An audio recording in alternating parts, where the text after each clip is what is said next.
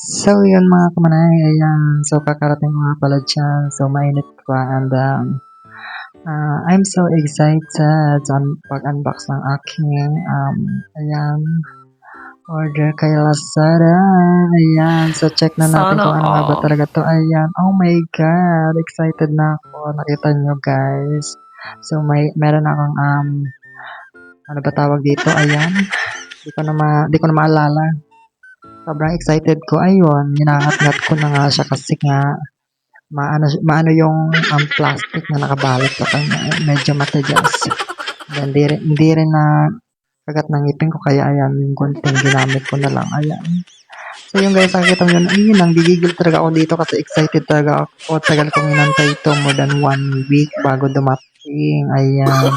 So, na-delay nga siya ng 3 days kasi nga, ewan ko ba kung saan niya pinunta yung parcel ko at naiba yung location. Ayan guys, oh my God, thank you so much. Ayan, see, nakita niyo naman, di ba? Oh my God, I'm so thankful. Ayan, kahit di pa ako nakapag-BS dito. Oh my God, in-unbox ko talaga yan mga dal. So, ayan. Inamoy-amoy ko pa. Medyo mabaho. Serious. Ayan guys, so may gagamitan na tayo sa pag-video-video kahit saan tayo pumunta, kahit tayo pumunta sa motel. Ayan, charis lang syempre mga kamanay. So, yun lang guys for today's video and try natin mamaya kung ito ba ay maganda. Thank you and bye-bye!